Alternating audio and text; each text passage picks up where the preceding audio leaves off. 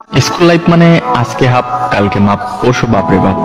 School life মানে বিরক্তিকর সাদা শার্ট আর সেলাই করা কালো প্যান্ট। স্কুল লাইফ মানে ব্যাগ ভর্তি মিথ্যা কথা। স্যার বাড়ির কাজ করছি কিন্তু খাতাটা ভুলে রেখেই আসছি। স্যার বিশ্বাস করেন গতকাল আমার পেটে ব্যথা ছিল তাই স্কুল আসতে পারিনি। সত্যি স্যার এটা আমার অভিভাবকের সাইন। স্কুল লাইফ মানে একদল হারামি বন্ধু, তখন প্রেম মানে বুঝতাম A+S। আর এই কাহিনী আমার হারামি বন্ধুরা শুনলে আমার অবস্থা শেষ। আর রবীন্দ্রনাথ যদি আমাদের তৈরি জাতীয় সঙ্গীত শুনতেন তাহলে নিজেকে নোবেল পাওয়ার অযোগ্য মনে করতেন। শপথ মানে নিজে অন্যায় করব, অন্যের অন্যায়কে প্রশ্রয় দেব। স্যারদের নিকনেম গুলো শুনলে হয়তো তারা তখনই চাকরি ছেড়ে চলে যেতেন। আমার এক একটা বন্ধু ছিল ক্লাস ফাঁকি দেওয়ার উপর PhD করা। নিজেকে অনেক বড় সন্ত্রাস মনে করতাম যখন আমি স্কুলে না আসা সত্ত্বেও আমার হাজিরা অন্য কেউ দিয়ে দিত। স্যারও আমাকে মারছে। স্যার কিছু না বলার পরে তাকে মারার পরে পানিশমেন্ট হিসেবে কান ধরে দাঁড়িয়ে থাকা।